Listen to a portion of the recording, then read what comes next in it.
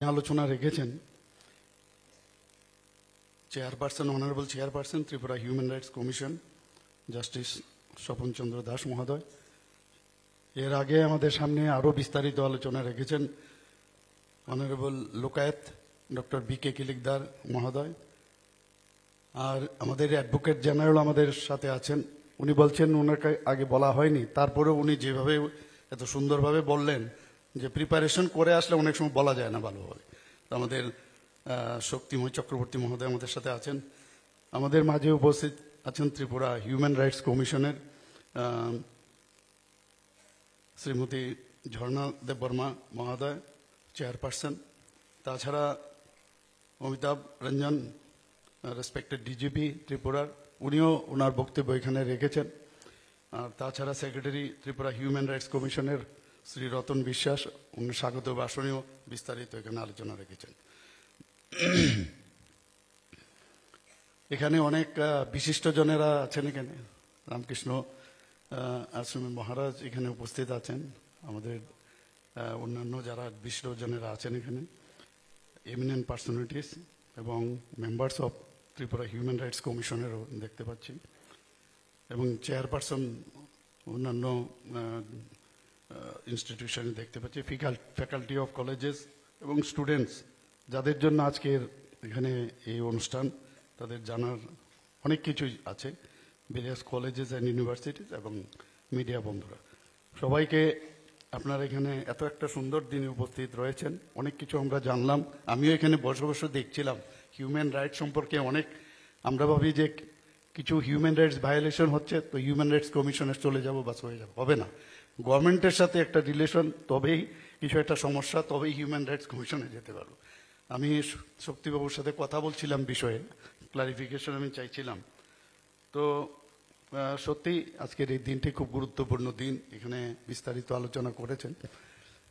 এখানে শক্তিবাবু বলেছেন যে প্রাণী জগতের মধ্যে শেষ প্রাণী হচ্ছে হিউম্যান, মানে তাদের হিউম্যানই সৃষ্টি, আর হিউম্যানের রাইটস মানে ভায়োলেট করে। তো এটা আমরা দেখতে পাচ্ছি, এবং আমরা যারা সরকারে আছি আমরাও চেষ্টা করি যাতে কোনো জায়গায়, এটা কিন্তু নর্মাল আমাদের হিউম্যান বিইং এর নেচার। যদি আমরা শান্তিতে চিন্তা করি, সুস্থিরভাবে আমরা চিন্তা করি যে কোন জিনিসটা ঠিক কোনটা বেঠিক। যখন আমার কাছে খবর আসে যে কোনো জায়গায় ফর এক্সাম্পল ডাক্তারদের ওখানে কিছু লোক আঘাত করেছে, তাদেরকে আক্রমণ করেছে, খবরটা পেয়ে দেখা গেল আমি পুলিশকে আমার ফোন করতে হয় যে ওনাদেরকে অ্যারেস্ট করুন, কি হয়েছে প্রথমে আমি জানি। তো মনে হচ্ছে যে এটা একটা হিউম্যান রাইটস ভায়োলেশন হয়, এটা আমার কাছে এরকম মনে হয়।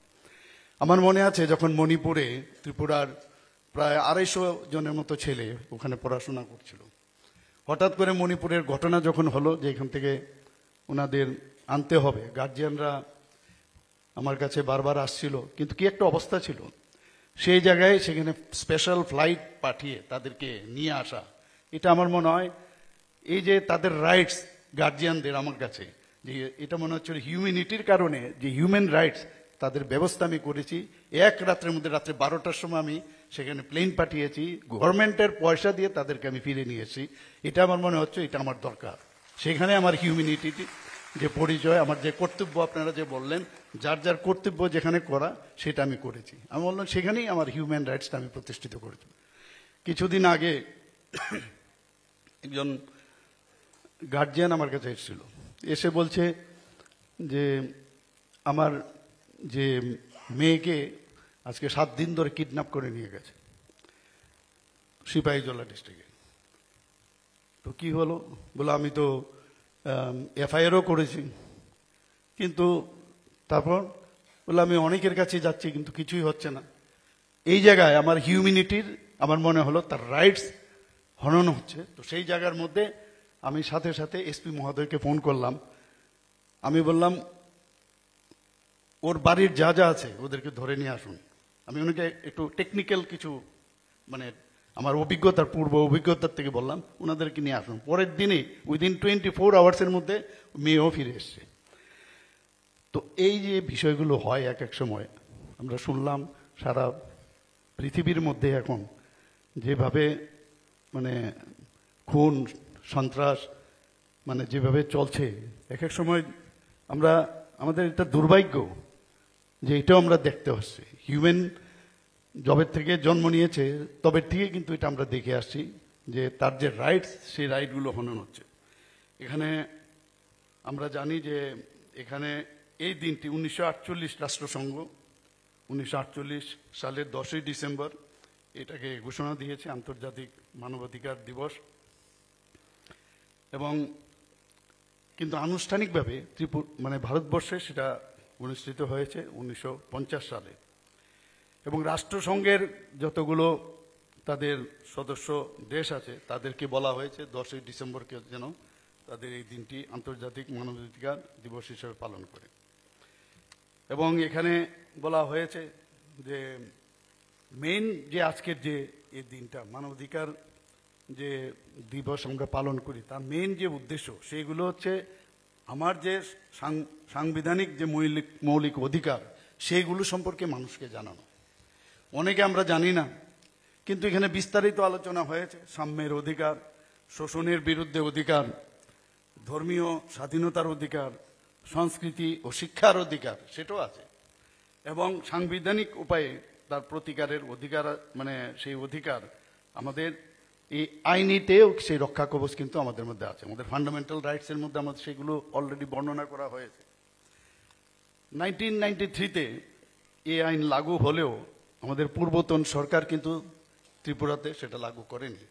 যখন এই বিষয়ে যখন কেস করা হলো সুপ্রিম কোর্টের আদেশে 2016-তে এখানে এই আমাদের এই যে কমিশন সেটা শুরু হয়। এবং আপনারা নিশ্চয়ই দেখেছেন মাননীয় প্রধানমন্ত্রীজি যে ওনার যে দূরদর্শী চিন্তাভাবনা, কিছুদিন আগে 1 জুলাই 2024-এ যে নতুন ফৌজদারি আইন, সেগুলোও কিন্তু আমি বলবো যে হিউম্যান রাইটসকে স্ট্রেংথেন করার জন্য সেই আইনগুলো উনি সংশোধন করে সেটা উনি করেছেন। ভারতীয় ন্যায় সংহিতা আপনারা সবাই জানেন, তাছাড়া ভারতীয় নাগরিক সুরক্ষা সংহিতা 2023। তো এইগুলো এই কারণে করলেন যাতে করে মানুষের যে তার যে রাইটস সেগুলো যাতে আইনের মাধ্যমে এই যে আইনের যে রক্ষা কবচ তার দ্বারা সুরক্ষিত হয়। আমরা সেটা দেখতে পাচ্ছি। আপনারা এই আমূল যে সংস্কার হয়েছে তাতে করে বিশেষ করে শিশু এবং নারী তাদের বিরুদ্ধে যে সংগঠিত অপরাধ হয় এই আইনের ধারায় কিন্তু সেগুলো সুরক্ষিত হয়। এই যে নতুন 3টি ফৌজদারি আইন আমি যেগুলো বললাম তার সাথে আমাদের ভারতীয় নাগরিক সুরক্ষা যে সংহিতা 173 ধারা মূলে যে কোনো নাগরিক কোথাও যে কোনো জায়গার থেকে সে এফআইআর করতে পারবে। এমন না যে মুখ জায়গা পার্টিকুলার একটা জায়গায় গিয়ে ওই জায়গার ওই পুলিশ যে তার পুলিশ স্টেশন আছে সেই জায়গা থাকলেই করতে হবে, সে না, যে কোনো জায়গার থেকে আপনি এফআইআর করতে পারবেন। এবং শুধু তাই নয়, এই আইনে পুলিশ বেআইনিভাবে যদি কোনো তার সম্পত্তি থাকে সেগুলোও বাজেয়াপ্ত করার ক্ষমতা তাদের এই আইনের মধ্যে দেওয়া হয়েছে। শুধু তাই নয়, যদি 60 দিনের মধ্যে চার্জশিট দিতে হবে উইদিন 60 ডেজের মধ্যে, এবং বিচার শেষ করতে হবে 30 দিনের মধ্যে। আমি এগুলো বললাম যে মাননীয় প্রধানমন্ত্রীজি যে আজকে হিউম্যান রাইটস নিয়ে আমরা কথা বলছি, সেগুলোতে কিভাবে আরো শক্তিশালী করা যায় তার যে কয়েকটা বিষয় আমি আপনাদের সামনে রাখলাম। তাছাড়া যারা অনেক সময় দেখা যায় যে কোর্টে যাওয়ার পর দেখা গেল সাক্ষী আজকে আছে, কালকের থেকে সাক্ষী দিতে চায় না।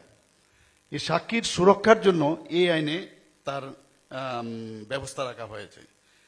এখানে আজকে আমরা এখানে আলোচনা হয়েছে, আমার পূর্ববর্তী বক্তারা পুরো বিষয়ে বলা হয়েছে যে বসুধৈব কুটুম্বকম, যে ওয়ান আর্থ, আমরা ওয়ান ফিউচার, আর আমরা ওয়ান ফ্যামিলি, এই যে বিষয় সেটা কিন্তু আমাদের ভারতবর্ষের আমাদের ডিএনএতে আছে এটা। কিন্তু তারপরও আমরা কিন্তু ডিবেট করি, আমরা মাঝে মাঝে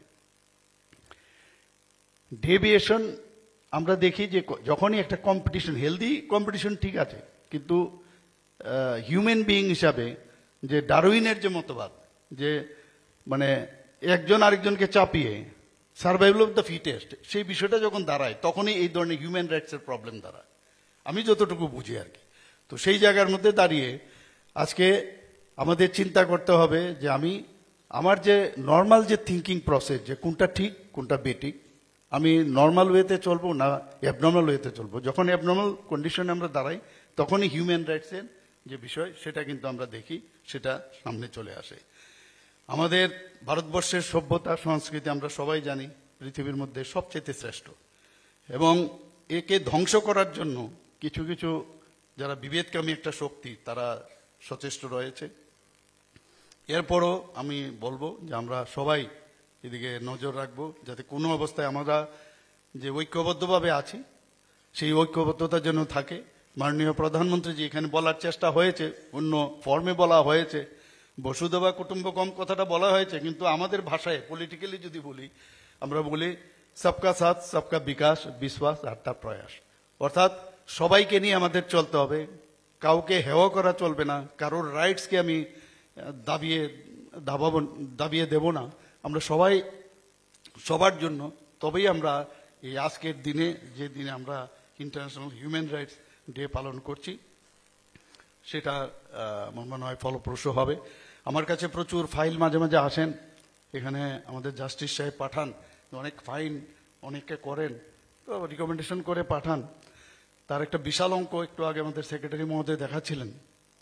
এটাতে কিন্তু একটু ভয় থাকে, এখানে হিউম্যান রাইটস কমিশনের চেয়ারম্যানও আছেন, আবার আমাদের মহিলা কমিশনের চেয়ারপারসনও আছেন। মানুষের একটা ভয় থাকে মহিলাদের উপর যখন অত্যাচার হয়। একটা কিন্তু জিনিস আছে যে না, মহিলা কমিশনে কথায় কথায় বুঝুক আর না বুঝুক মহিলা কমিশনে কিন্তু চলে যাব। তো এই যে বিষয়, এটাও খুব ভালোই যে আমাদের ত্রিপুরাতে আমাদের হিউম্যান রাইটস কমিশন আছে, যে আমার যে রাইটস সেটা যেহেতু কেউ আমাকে দাবানোর চেষ্টা করেছে, তার জন্য হিউম্যান রাইটস কমিশন সেটা থাকা দরকার, কোর্ট আছে। তো এই বিষয়গুলো আমাদের যাতে আমাদের রাইটসগুলো ঠিকভাবে পালিত হয়, এটা আমাদের জন্য খুবই ভালো। আমি আর বিশেষ কিছু বলছি না, এত কিছু এখানে আমার পূর্বতন বক্তারা বলেছেন যে বিস্তারিত